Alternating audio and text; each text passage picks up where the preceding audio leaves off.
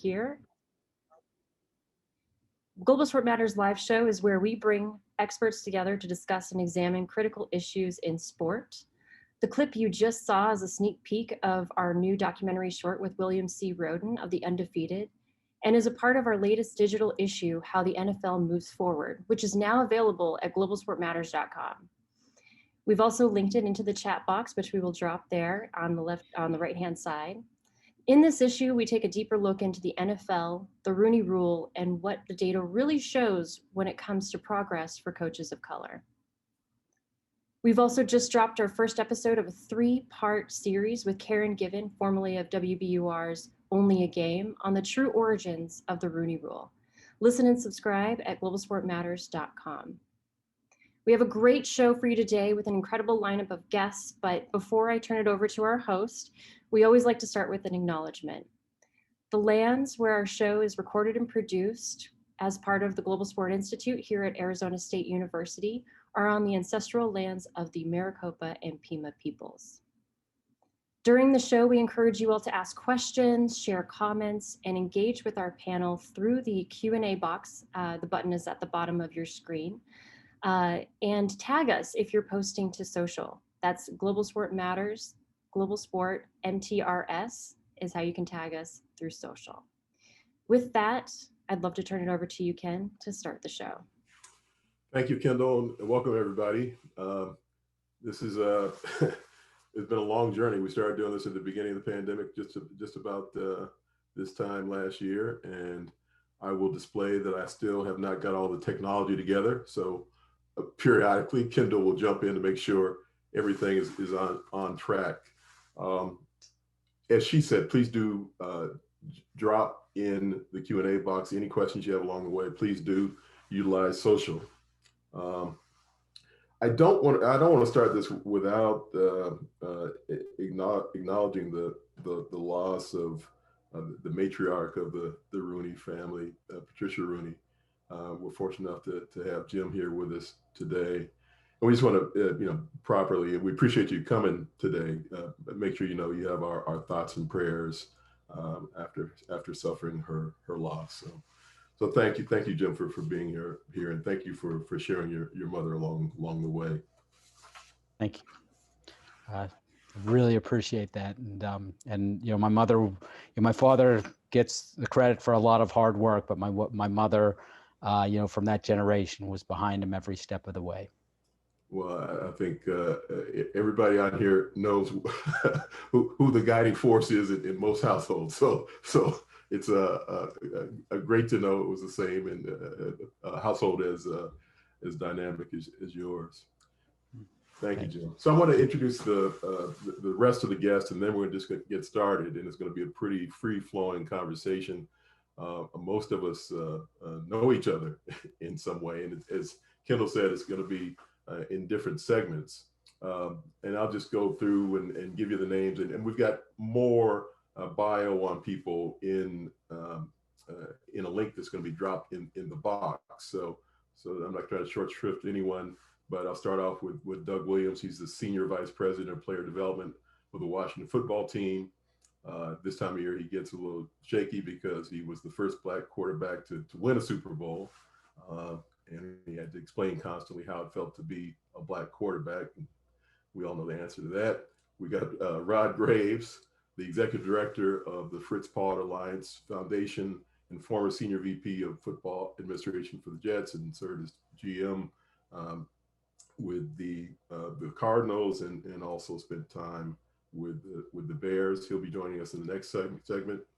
Jeremy Duru, he's a professor of law at American University, Washington College of Law, and the author of a book that really chronicles outstandingly the history of the Rooney Rule, advancing the ball, and all the circumstances surrounding it. Jim Rooney, who we just had a chance to acknowledge, is the author of A Different Way to Win, which to me is one of those books that ranks up there with all these. There's a series of great books that look at great business people that do business in a non-traditional way. There's a great book called Winners Never Cheat by John Huntsman. And when I read this book, I couldn't help but think about that. The same kind of You can do this without being, and especially in our country today, we've seen a lot of leadership that doesn't believe in this path. So Jim, I'm glad to have you with us. S.A. Godosa is currently the president of House of Athlete. She was formerly at the NFL League office, and she was also a counsel with the Tepper organization, the owners of the Carolina Panthers. She'll be joining us in the next segment following this one. Ray Anderson, most importantly, my former teammate at Stanford, my host for my visit to the university so many years ago, but he's currently the vice president at the University of Arizona State University of Athletics, the athletic director, formerly an executive at the NFL, formerly an executive with the Atlanta Falcons, and at one time a sports agent representing a number of NFL coaches, among others. And the great Rachel Lofton, she's a co-author of the Global Sport Institute field study. She is our program manager, and she has been integral in doing a lot of the work that we've done to pull together the studies that we have done in this space. So with that, no further introductions of anyone. I just want to say a couple of words, and then Rachel's going to take us through the data in a kind of summary kind of way, and it's going to be available to you along with all the other information that Kendall said was dropped today. But I just want to say that before we get started, that by any standard, this hiring season by the National Football League has been abysmal. The hiring of one African-American coach among 7, everyone please turn your phones off. The hiring of one African-American coach with 7 openings it is really head scratching. And I have to say at the same time, it's an odd year because I will say that the NFL, the league itself, the league office in New York did a lot of work. I mean, they really did understand that last year was also abysmal and something special had to be done. And I had the privilege to work in various ways with the league and with the Fritz Baller Alliance on this. So I am in some ways as dismayed as others that were concerned about this issue. So I want to kind of present the issue in that kind of way. People will point to what was successful this year. There were 3 African Americans hired at the GM level, Muslim American hired as head coach. But today our focus is on, and it's so important to do this when you're talking about diversity, because longer conversation, one of the diffusing impacts of talking about diversity is we don't focus enough on specific issues at specific times. Today we're talking about the hiring of African American men as head coach in the National Football League. And there'll be other days to talk about other issues, and there's certainly a lot of learning studies about multitasking, trying to do a lot of things at once. So we should think about, in my opinion, focusing on a single issue more often and kind of being targeted in what we discuss. So that's going to be the focus today. And to start us off, to give us a feel for where we are and where we've been since the inception of the Rooney Rule is Rachel Lofton. Good morning, everyone, and thank you so much. Again, my name is Rachel Lofton. I am the project coordinator on our research team here at the Global Sport Institute. Today, I'm just going to give you an overview of some of the main findings from our study. If you'd like to see the full study, you can head on over to globalsportmatters.com. You can see the full article as well as the full working paper. Today, I'm just going to move you through some of our highlights and also really get into some of the really main takeaways that we saw in this project. To get us started off, Katie, if you can mind going to the next slide, thank you. One of the things we wanted to know when we started looking at this project was, what are the hiring and firing trends? Has the Rooney Rule actually been effective? And when you look at the efficacy of this, you really start to question, in general, what is the effective policy? Are we actually making progress, or are we falling into tokenism? And so as we went through the study, we kind of noticed three main themes coming out, and that was the pipelines and pathways, the coaching and playing experiences, and the career opportunities. And so I'll briefly go through all three of them. Again, see the full report online. And Katie, next slide. So this is right here, a cumulative view of the incoming and outgoing head coaches by race and ethnicity between 2002 and 2019. I know you're looking at this and you're probably thinking, what all is this telling me? I show you this slide in particular because I want to emphasize the importance of really doing an in-depth study. We did 18 seasons intentionally. We first started out with 10 because we realized book and snapshots don't really show you the patterns and the trends. And so with that, Katie, next slide, thank you. We're going to take a little deeper dive. And so when we did this deeper dive, we realized there were 115 head coaching changes in the 18 seasons, and 92 of those positions were filled by white head coaches. So what does this say, especially when you have the league in itself and the players are predominantly African-American? Only 2 seasons were there more than 2 head coaches of color hired. There were 3 seasons when no head coaches of color were hired, and 4 seasons where no African-American head coaches were hired. White head coaches, though, were hired every single season. And this past year, 2020, was our first ever back-to-back head coach hiring. Katie, next slide.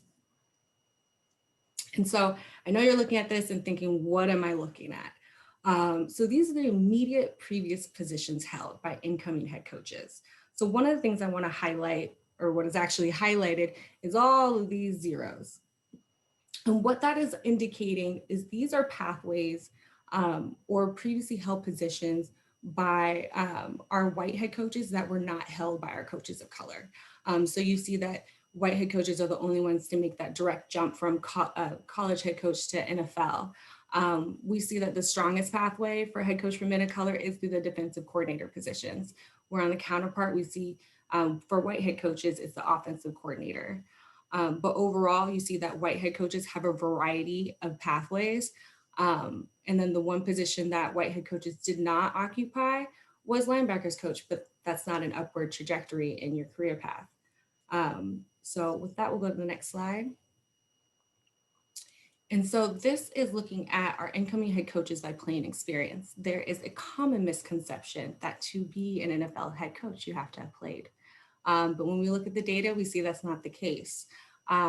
These findings were the same as our initial study that found that head coaches of color had higher levels of playing experience compared to their white peers. We also see that only white head coaches of color came from backgrounds that peaked below the college level. And so as we're looking at this progress, we're wondering, is playing experience actually a requirement? And then when we look at larger diversity and inclusion, it starts to beg the question about women in the NFL. If you don't need to play, then why can't you coach? But that will be a discussion for another day. But this is really shocking when you think about the number of African-American players in the NFL, and that it seems that there's a bit more of a requirement for African-American players that more of them had played in the NFL. However, we are dealing with such small numbers that it's really hard to make a strong comparison and strong takeaway from that. Katie, next slide, please. And so when we look at next opportunity for head coaches of color, one of the things that we noticed was second chances. Ron Rivera was the first head coach to get second chance at a head coaching position. And what that means is immediately after they were fired from one head coaching position, they would get a second chance as another head coach. So this is the first time we've seen this with Ron Rivera, whereas white head coaches were more likely to get second chances, and they were also more likely to move into another head coaching position as either an NFL head coach or a college head coach. Majority of African-American head coaches went down to defensive coordinator positions, which is also one of the major pipelines to becoming a head coach for African-Americans. And then the majority of white head coaches went on to offensive coordinator positions. The two next positions that were held exclusively by African-Americans were special teams coach and a college position coach, but both of those showed downward mobility. So we are often seeing white head coaches having an upward mobility or either going to another head coaching position or NFL executive positions, whereas African-American coaches are usually going back down to position coaching positions or defensive coordinator positions. Katie, next slide.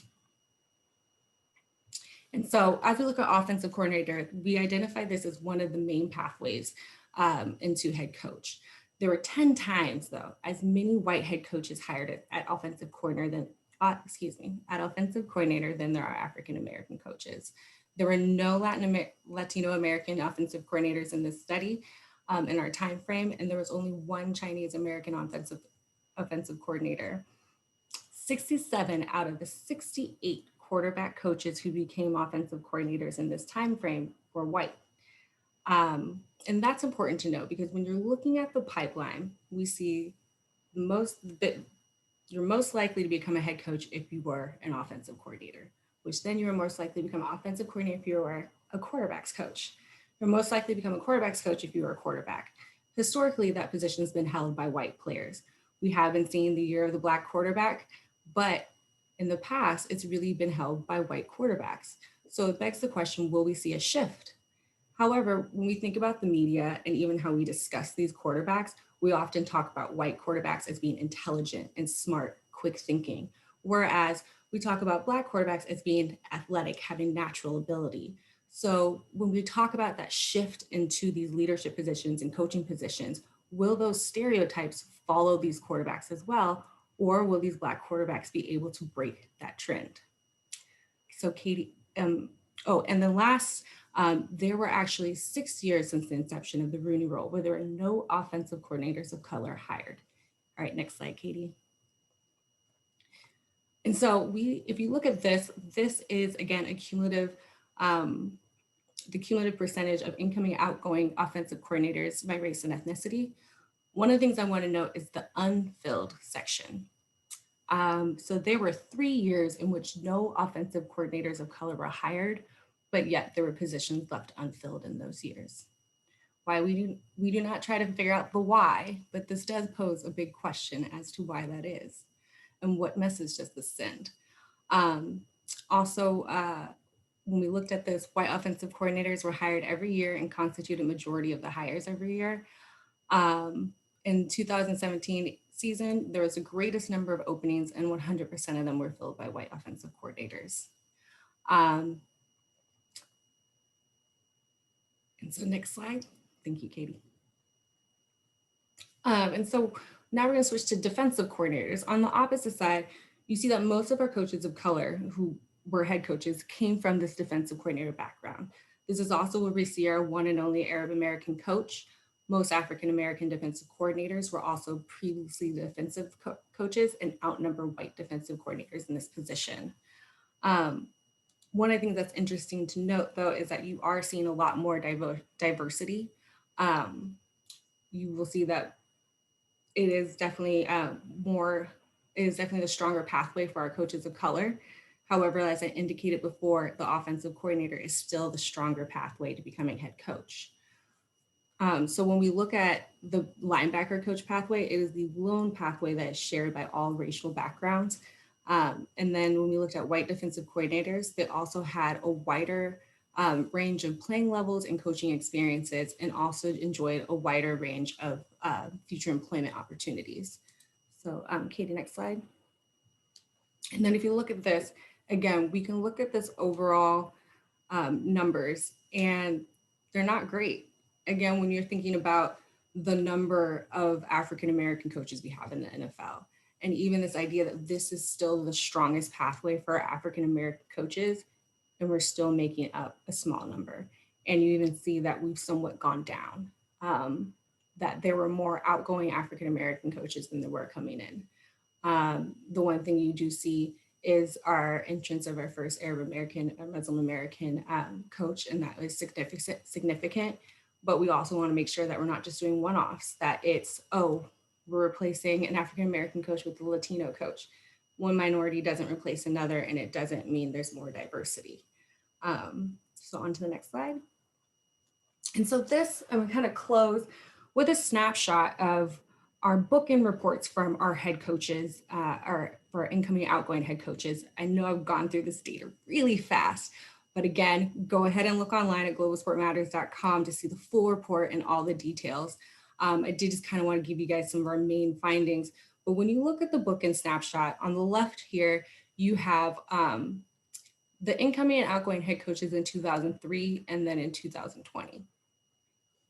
So the image I showed you at the beginning of this, each of them paint somewhat vague stories. But when you look at this, it begs the question, how effective has the Rooney Rule been? Has this led to more head coaches of color getting and keeping their jobs? Or is it another policy that's become quota? And if that is the case, where is the power to change that? You know, the Rooney Rule has made progress in getting us more people in the door, but where is the power to get that hired? So again, check out online our full report. You can follow along. Also throughout this, I will be answering questions. So feel free to drop your questions into the Q&A chat box. Any data related questions, I've got you. And right now we'll pass it on back to Ken. You've seen the data. Now let's talk about it. Thanks, Rachel. So we got a good foundation to talk through this, and I want to get everybody in quickly on this first commentary. So I'll start off with Jim, and then go to Ray and Jeremy, and just give me your thoughts on Jim, especially if this is what the thoughts were in the family house about what the Rooney Rule would do, which I know your father did not want to be called the Rooney Rule. About what it would do, and then Ray and Jeremy, kind of from your seats at that moment, and then Jeremy, especially in terms of the history that you looked at, kind of your thoughts on, is this where we thought we would be? So Jim, why don't we start off with you? Sure, and again, thanks for having me. So I had many conversations with my father, but Ray was there, so there's certainly a perspective that he can speak to that I can't. I wasn't in the meeting rooms the same as he was. Or many of them. So, look, absolutely, he did not want the Rooney, what became known as the Rooney Rule, and when it was going well, he was proud of it.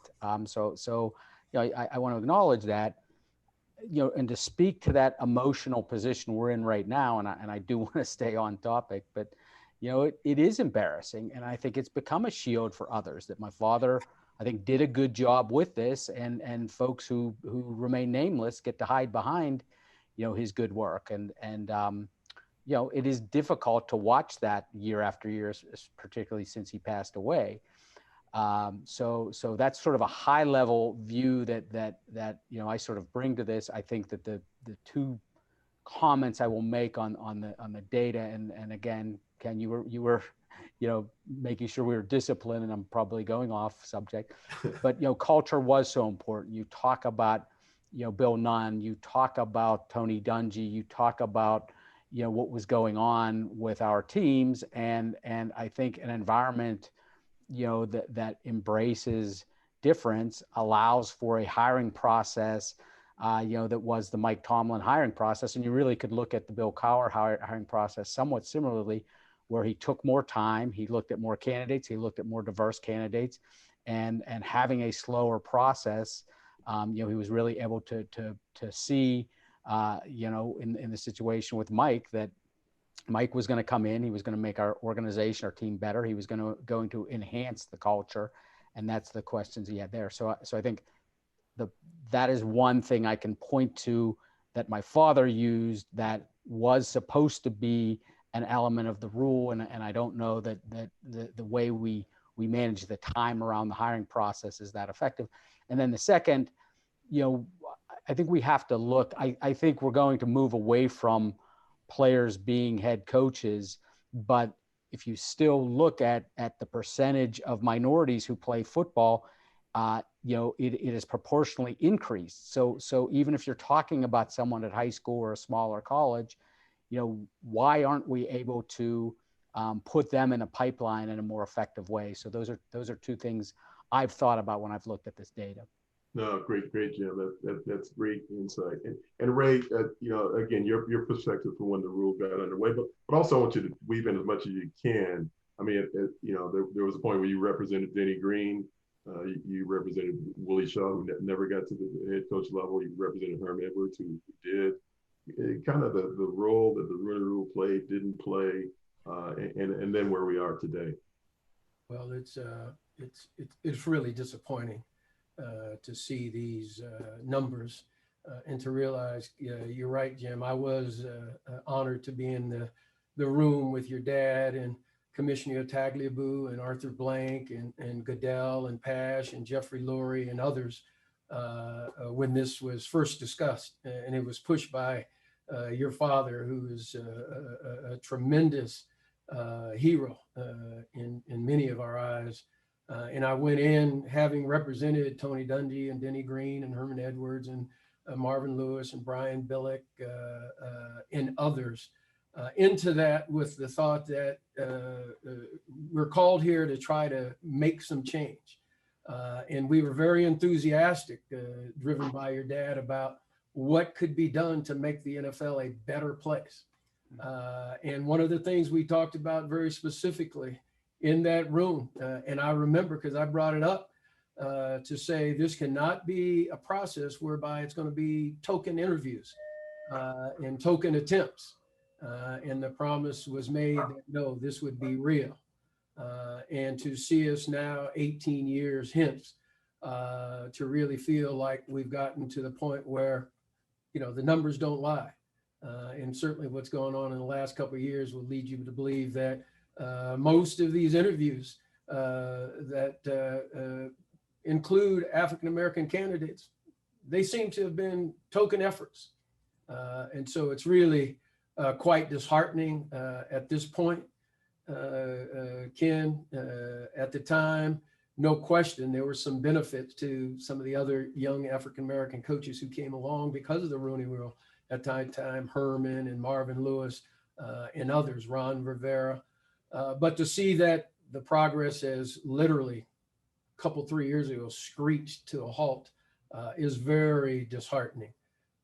And I think you have to get back to accountability and get very intentional and very deliberate about what the league can do. It's very clear to me that the commissioner and others have made, Rod and his group and Troy have made tremendous efforts the last 2 years, but apparently those efforts have fallen on very deaf ears with the folks who ultimately make those decisions, and those are the owners. Great, Ray, thank you. And Jeremy, I want to go to you to fill in whatever history we don't have, and then your thoughts. And then Doug, we're going to close out this segment with you, just your reflections on the data versus the reality and the hires that weren't made and otherwise. So Jeremy. Thanks, Ken. I wanted to compliment Rachel, you and Ken on this extraordinary study. I mean, it really is thorough. And it's interesting because the Rooney Rule was born in the first place because of a study that was done back then. It's a 15-year study about Black coaches basically winning more than white coaches, but not getting opportunities. And that sparked the Rooney Rule. And now this study, I think, can spark whatever our next iteration is to try to find answers to this problem. I agree fully with Ray. I think the fault lies at the feet of the owners. I think the league really has committed over the last couple of years, certainly this past year, to making progress. I think the problem, in my view, is that the Rooney Rule contemplates rational actors.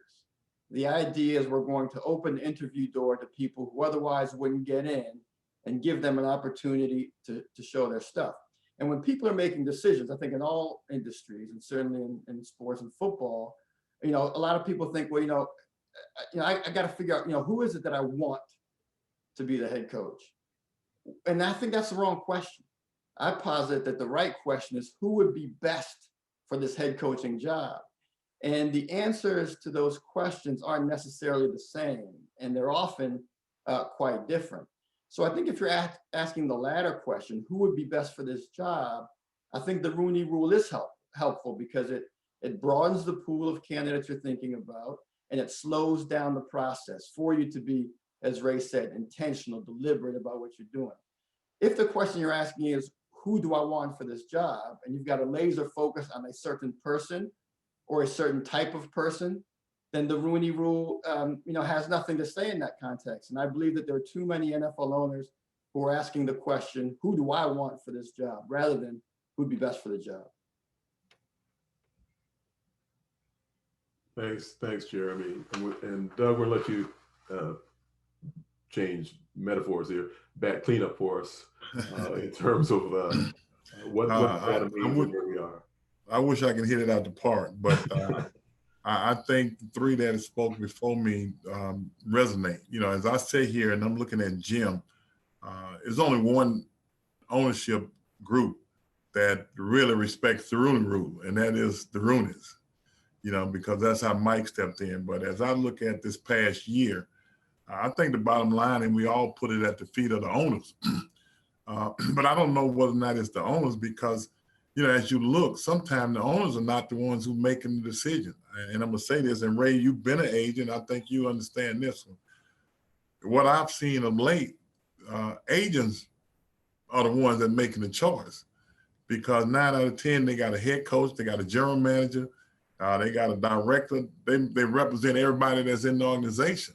So usually the owners are listening to somebody else. I think until we get to the point where you can set the owners down and give them an opportunity to talk to these coaches face to face without any other reaction, you know, and don't come back and say a candidate had a bad interview when none of us or anybody else of color is in the room during the interview to come back and say that's not true. You know, I think we got too many excuses. And then you look at guys, you talk about the pipeline, that's the one that gets to me more than anything, that there's no such thing there's not a pipeline.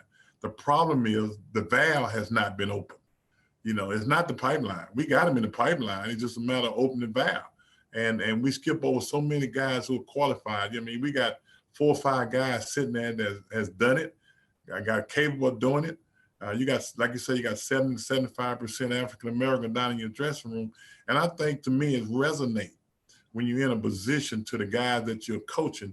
You want them to go out and play their hearts out, and they want to see somebody who look like them in those kind of positions, and we're not getting that. Doug, let me respectfully just make sure we don't let these owners out of accountability.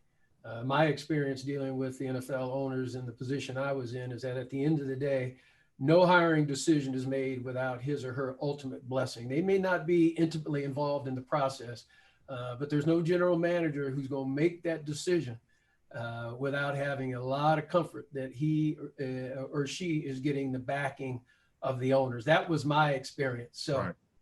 That's why I say unequivocally at the end of the day, the owners have to determine what progress we're going to make going forward in this because they can't get off the hook. No, I agree with that. I agree with that.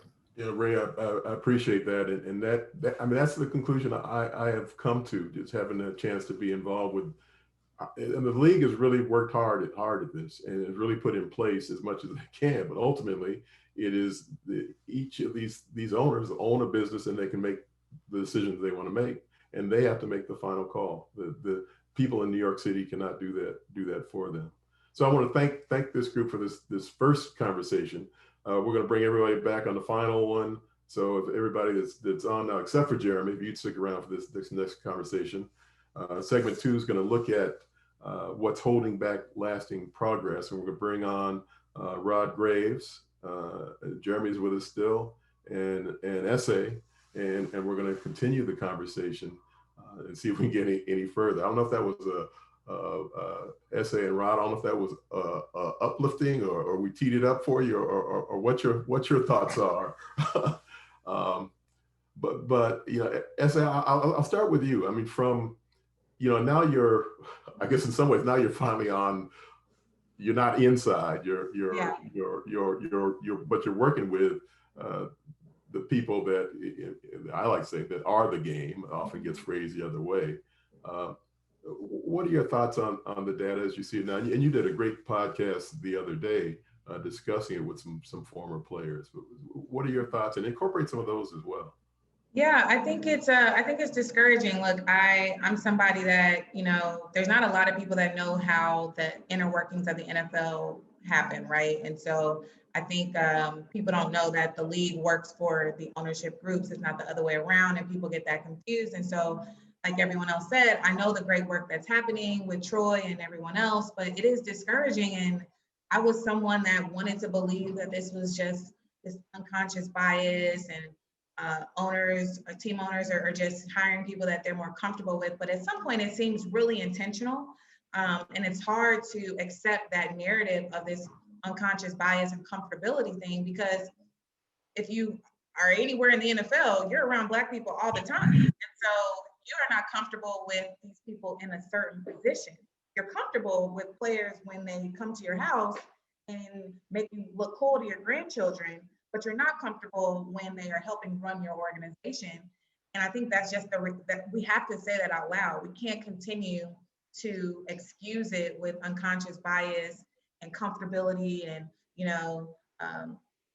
owners saying, well, this person reminded me of myself when I was younger. Well, a Black person may not ever remind you of yourself when you were younger, and you have to be open to that. But that also, I don't believe that's on the job description, but you're adding it, later in the process. And I think that's the issue that we need to address. And I think it's difficult I don't know what else the league can do, because the league and the owners are essentially one, right? The league is a management company, if you will. And so I think there has to be external agitators, whether it's the players, whether it's the fans, to push the ball forward, because I literally don't know what else the league can do outside of inserting a mandate, if you will. And I'm so glad you brought up these thoughts about where does it all fall on? That it's on the owners.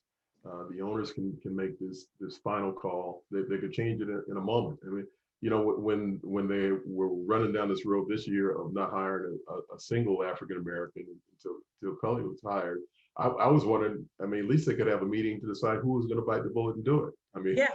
could you at least have enough respect for what's going on here to say let's make sure somebody's on it.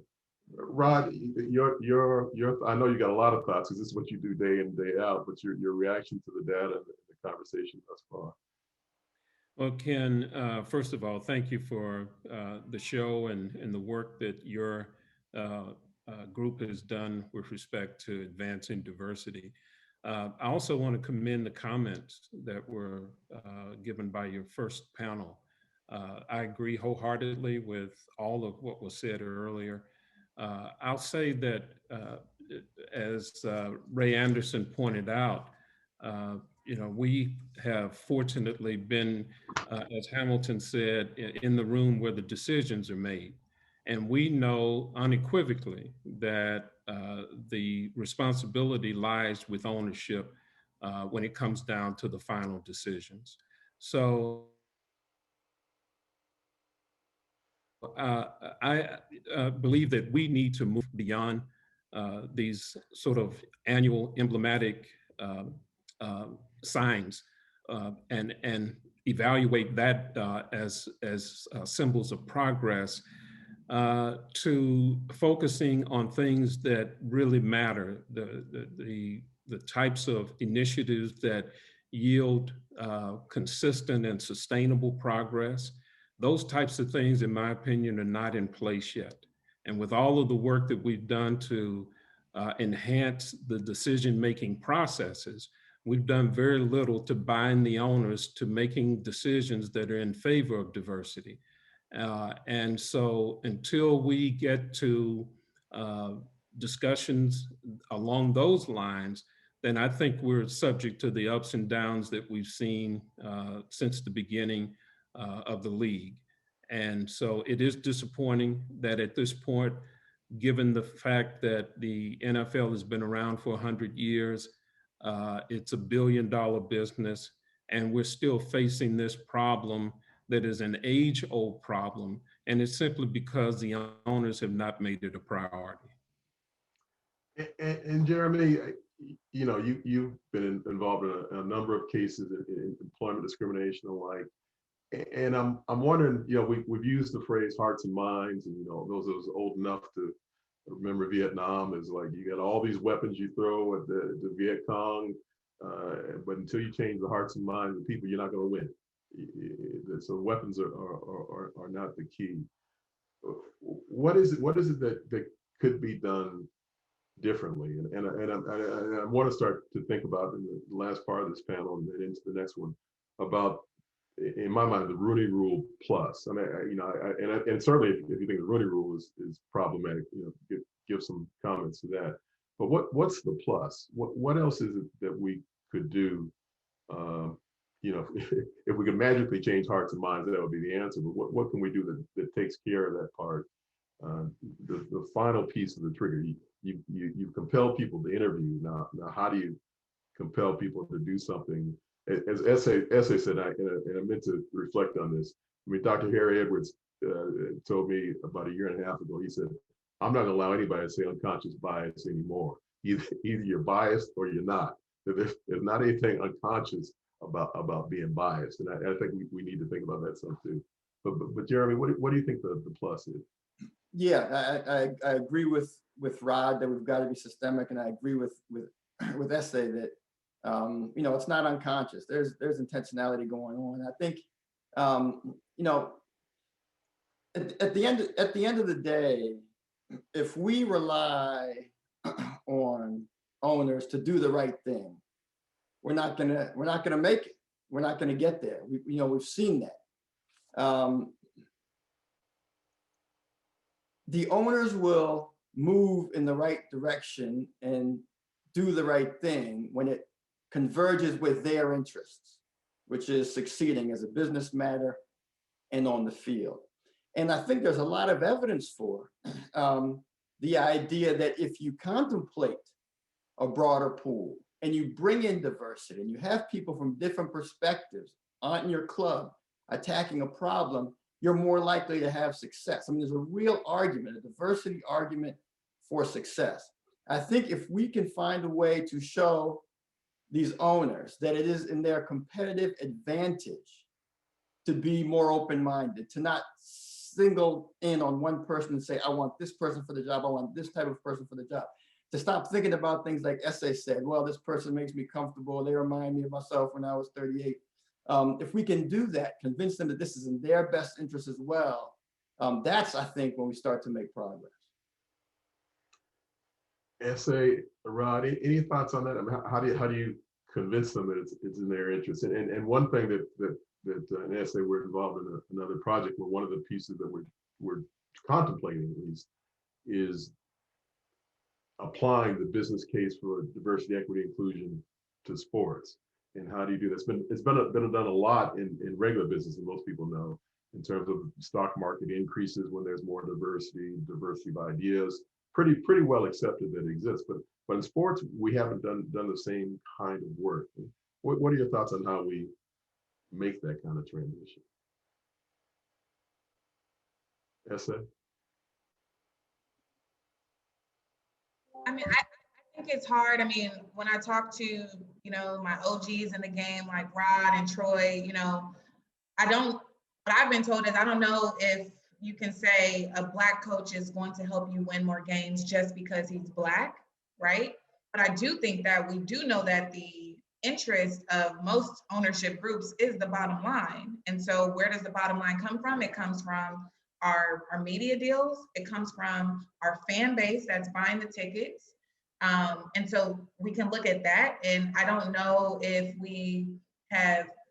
if fans care, right? But I think if they started to care, like they care about what Facebook is doing, if they care about what Google is doing, and this consumer activism, can there be consumer activism in sports where fans start to say, hey, I have an issue with your hiring practices? That could be something that can move the needle.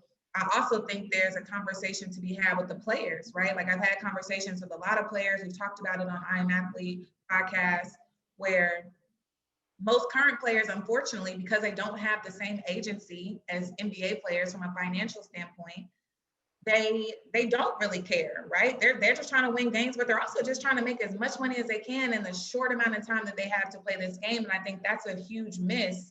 But I do think that if the players that do compare to the LeBrons of the world, the quarterbacks, the top wide receivers, the top defensive players, if they said, hey, we have a problem with this, even if it's not your organization, I do think that could move the needle, just like we saw with the kneeling and players saying, I want the NFL to take social justice and issues in the Black community as serious as they do breast cancer. And I'm going to mess up your media money if that's what it takes. If they do the same thing, that could also move the needle, because really those are the only two things that the ownership seems to care about. their workforce, and their bottom line. Thank you. Before we go on to the next segment, I do want Rod, I want you to close this out on this hearts and minds question. What else can we do? And you know, we work together a lot. What else can we do to make that change? You know, we got the hammer in there, we got these rules, but that doesn't seem to do it. Anything that struck you since this hiring cycle about what else might be done specifically to get to the hearts and minds of the owners?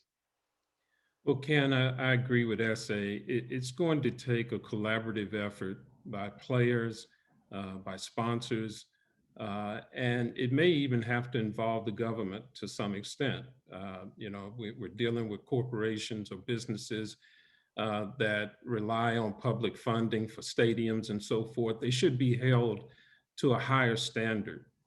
And I think those are the kinds of discussions that we need to bring into play as we move forward. The one thing I would like to say with respect to the Rooney Rule, because I think this is an opportunity for us to put it in its proper perspective. The Rooney Rule ensured African Americans an opportunity to be represented at the interview table. Whether the Rooney Rule should have been given more weight to its effect on the owners or not, I'm not sure that should have been the case. I will say that I believe that the Rooney Rule should be in existence. I would rather have it than not have it. But at the end of the day, none of the rules and initiatives that have been put forth have been binding on ownership. And until we get to a point where there is, as Ray indicated earlier, an intentional effort to change the corporate portrait of the NFL. And we've allowed the NFL to get away with quite a bit, to be honest with you. That's my perspective. We've allowed them to confine this conversation to NFL teams, the NFL office, and what takes place on the field. But if you'll pull back the sheets on the NFL to looking at NFL properties, NFL media, all the other subsidiaries under the NFL umbrella, you'll find that their record on diversity of leadership is just as dismal. And so I think we just need to step back and focus on taking a new approach, Ken, and one that certainly should involve all of the areas that S.A. mentioned, but I'll also include the government in there as well. Thank you, Rod.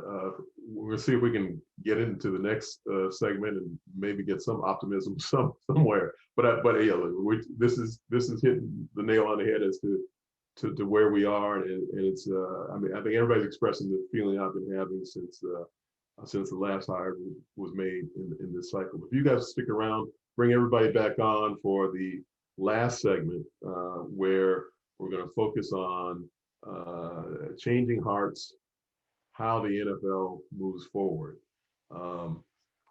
and try to find some angles to bring about change, but also to give you a chance to give some final thoughts on this. But I want to get back to Doug, who hasn't been on screen for a minute, and you know, I want to specifically ask you about. I mean, Rachel mentioned that in this whole pipeline story, that because we've had this increased number of Black quarterbacks, that leads to quarterback coaches, that leads to OCs, that leads to head coaching jobs. You know, you've been in this game a long time. What do you think about that? Is that a beacon out there of a possibility? Could we see these guys that are quarterbacks now take those next steps? Doug, you're on mute. Yeah, I'm sorry. I think the most important thing, you know, you got a lot of these guys who become backup quarterbacks who stick around, knowing that they're going to get an opportunity to probably be an offensive coordinator, a head coach. I think if that's going to happen for us, we don't have as many backup quarterbacks that stick around that long. This year, I think we had about 4 backup quarterbacks in the league. But do they stick around for 5, 6, 10 years, and after their career is over, would they be given that opportunity to be that quarterback coach? See, I think that's where we got to look at it. It boils down to the same thing as the head coach. Do the head coach make that guy the quarterback coach? Just like the owners do you hire the black guy for your coaching job? I think it's the same thing. It's just in a different level. Because when you look around this league and you check out other than Byron Leftwich and Brady up in Indy, and I think somebody else, Philadelphia just hired a guy from the Florida. There's not a lot of black quarterback coaches in this league. And when you look at how many guys have left the LA Rams and gotten jobs by being in that position, because McVay has none of them. See, we don't get that chance to be in that position and move on. First of all, we don't get a chance to be that QC, that quality control guy. Right. And that's where it started. I think that's that's a good stepping stone for a lot of young black advocates who can get in there and become quality control in the quarterback room, and that's where it starts. Now, and that's a great moment for pause. I mean, across sports, you think about name 5 black utility players in baseball, the guys that are backups. That if you are not the star, there's less likelihood that you're going to stick around in the league. And we haven't done the analysis, but I too from eyeballing, we don't have a lot of black backup quarterbacks, and the quality control position again across sports is largely becoming one of you got to have the Ivy League background. So then we've got to look at that pipeline as being problematic. African Americans getting into the Ivy League and that sort of thing. So that's a further irony.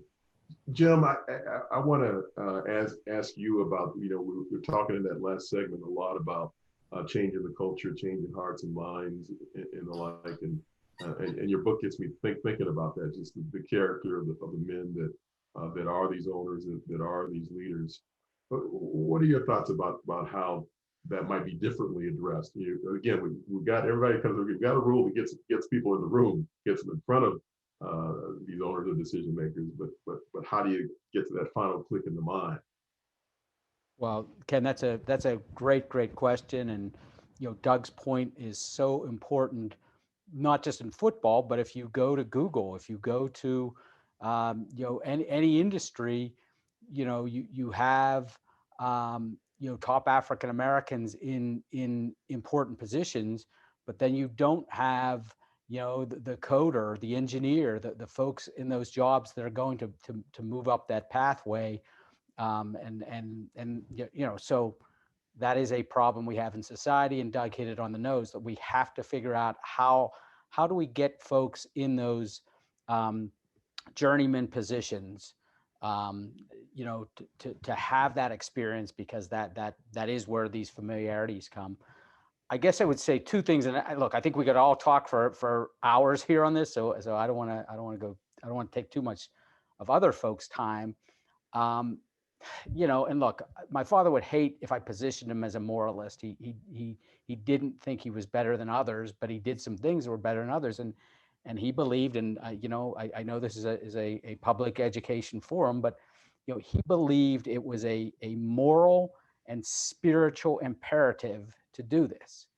He believed in his soul that this was the right thing to do, and he had to be accountable, as Ray said. He had to be accountable to his own faith and his own soul in doing this. And I don't know how you transfer that, but I think that is part of it. I think what SA and Rod were saying, I think we're going to have to put pressure. I think players are going to have to put pressure. Frankly, I don't know if this is the right strategy or not, but I wish Deshaun Watson would stay and push harder with the Texans. I think pushing hard is going to have to happen. And people are going to have to vote with their feet. Minorities stop watching games. Those things will disrupt the business enough where you can get some of the attention. The other piece of hope in a strange way is my father, we talk about the time in Ireland. Ireland was in this civil war between Catholics and Protestants, and it was playing out very similarly. It was housing discrimination, it was income discrimination, it was job discrimination between the Catholics and the Protestants. And he went over there for many years, and he would say it has to get worse before it gets better. And you had this peace process come about, and again, I don't want to be Pollyannic, but maybe this year being so bad that we're having this harsh conversation. I know it's once again, but maybe things getting worse will be the impetus. And I know that can sound shallow, and I apologize for being the white guy saying from that standpoint, but there really isn't, I'm grasping at straws, and that is the one straw. When you said, where can we find hope? That is the one straw I see in my father's story, is that things got so bad that people said, I would rather have peace than be right at a certain point. And I think, we have to force a situation like that to some degree. No, thanks for that, Jim. I'm going to ask Ray a question, and then Rachel, I'm going to ask you about the one piece of data that we should take away that impacted you the most. But Ray, it's a little bit different question than I thought I'd be asking you. But I know Rod's been involved in this stuff. But you are a guy who's hired an African American head coach in your current position. I'm just wondering what kinds of things, you were the guy that could pull the trigger. What kinds of things did you encounter, alums and otherwise, as that decision became public? Yeah, if I may, before I answer that, if I can just chime in on Jim's comments. Sure. You're too modest because you're a family member, but I can tell you unequivocally, your dad was better. He was more moral. He was more intentional and committed to this. Make no question about it. Have no doubt in your mind. Your dad was a better man than many of the owners then and now, because this was real for him. You don't have to apologize to me, man. I was in the room. Your dad's a hero, period. Ken, with regard to what I was able to do, very frankly, with the agreement and full commitment and support from my president, was to be intentional and to know what we were trying to do to get better here at Arizona State University. And the best culture fit for what we wanted to do was Herman Edwards, hands down, for a whole bunch of reasons. And so very fortunately, I had the leeway to not have to waste a lot of time and waste a lot of people's time going through a process. This was one of those where, very frankly, I knew exactly what we needed here, and Herman was what we felt that to be, in conjunction with my boss, my owner, Michael Crow, as the president, fully engaged. And so we got to the right place. You just need to be intentional about it and have support from your owners, your president, what have you, to be able to do the right thing. Because actually, it's also very good business diversity. Oh, by the way. Thank you, Ray.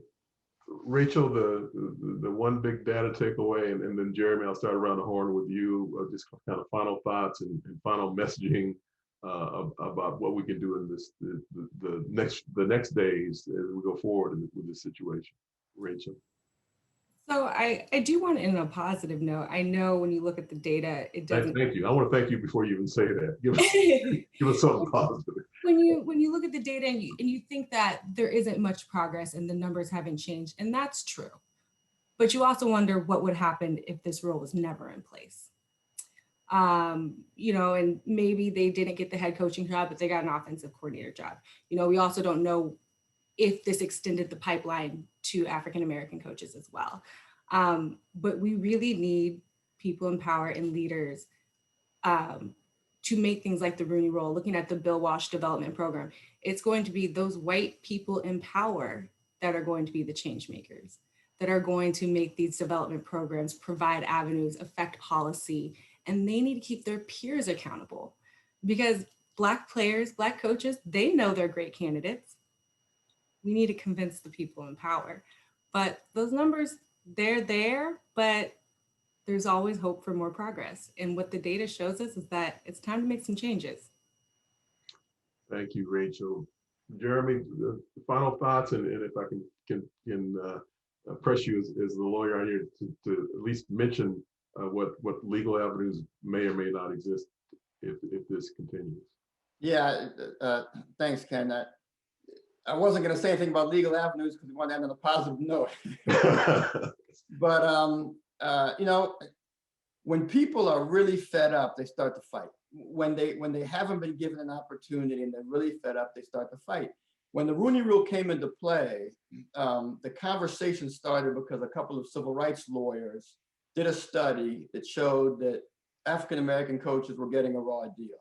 And there was a litigation threat. It didn't move forward. The consequence was what we've discussed, the Rooney Rule and the league really buying into the idea of pushing diversity on the sidelines. It is not unfathomable that there could be a lawsuit. I think it likely wouldn't be against the league. I think it would likely be against the team. There would have to be facts where there were maybe some emails going back and forth that were a little bit of a red flag. You might be able to seize on for direct evidence of employment discrimination. It's not unthinkable. And in the context that we're in now, where people are gaining their voice and they're talking about systemic discrimination and they're becoming activists, I can't promise that there won't be, you know, activist litigation that comes to bear.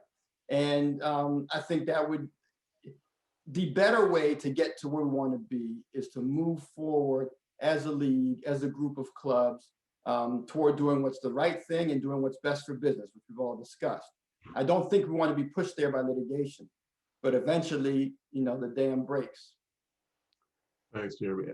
SA, you know, a compliment. I just don't think of you as a lawyer that often these days in your new role, but you were, you know, counselor at a team and otherwise. So any comments you might have on that and closing thoughts?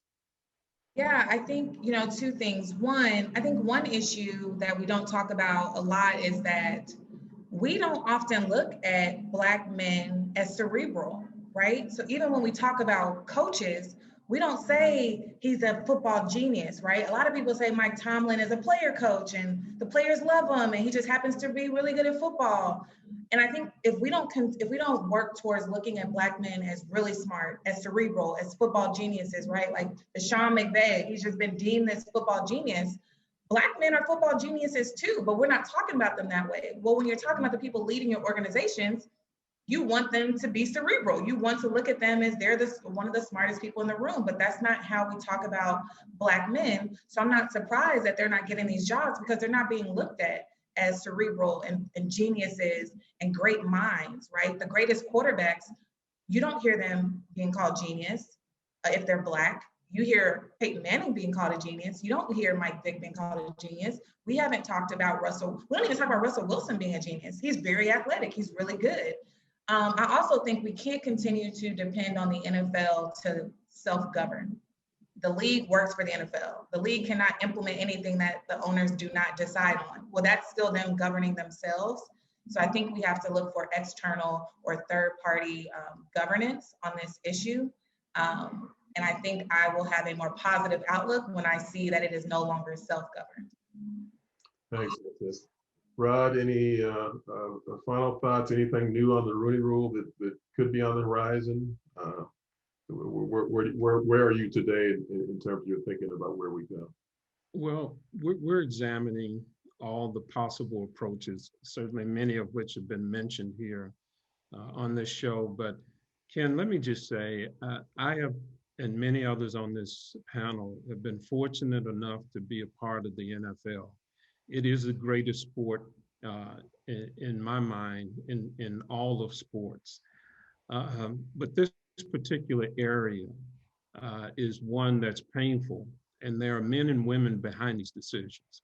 I have stood on the sideline with coaches like Eric Bieniemy and Jim Caldwell, and I could go down the list. I've worked in the film rooms and been a part of many combines and studying players with people like Doug Williams and so on and so forth. I'm proud, I'm very fervently of the mind that they are capable of leadership, Ray Anderson included. He's demonstrating that at Arizona State University. But we have the people in the pipeline. They just need to be given the opportunity. And so that's what keeps me going. That's quite frankly, I believe the commissioner is fervently behind it, but we've got to put more focus on the owners going forward. And I think that's the change in the direction that we're going to be focused on this year and in future years. Thank you, Rod. Doug, I'm gonna let you close this out, and Ray and Jim, the time has told me, and Kendall's gonna harass me if I don't close out with this, but thanks for your final comments earlier. Doug? But you know, it's not a lot for me to say because I think everybody has said it. The bottom line is it's at the owner's feet. And until we get them to step on it and understand that they got to do something about it, I don't know whether or not we'll get there, but we got to keep pushing. I think that's the most important thing. Thank you, Doug. And you know, I think, you know, big takeaway, I feel like I'm teaching the class, but the big takeaway is, I mean, the onus is on the owners. I mean, the league can certainly be suppressed and do more, but it is, and so those people owning those teams that have the power to make the change. I want to thank all you panelists, and Kendall, let me get you back on for those final words. Thank you, everybody. Great panel. If you need to jump off and move on to your next thing, we have a few more details we want to give to our audience today. But thank you again, everybody, for joining us. This was a fantastic conversation, and as was mentioned, we could continue talking about this for hours and hours, and that's where I want to point you all again to our newest digital issue from Global Sport Matters, where we do expand on this topic and others within the NFL, the Rooney Rule. You can find our newest field study that Rachel talked about. You can find the full field study in there, as well as you know, lots of different stories and written pieces. And just to kind of remind everybody again, we have just dropped the first episode of a 3-part series on the true origins of the Rooney Rule by Karen Givens. So definitely listen, subscribe, and check out everything at globalsportmatters.com. And next up, GSM Live, we will be discussing, is 2021 the year for women and girls in sport? So we will be dropping a link to sign up for that in the chat box, and encourage you all to join us. If you are not yet subscribed to our our email newsletter, please do so. Again, you can do that at globalsportmatters.com, and join us as we continue these conversations, bringing experts together in a myriad of ways, not just on the show here, but through stories and on our podcast too. With that, thank you all and have a wonderful rest of your day.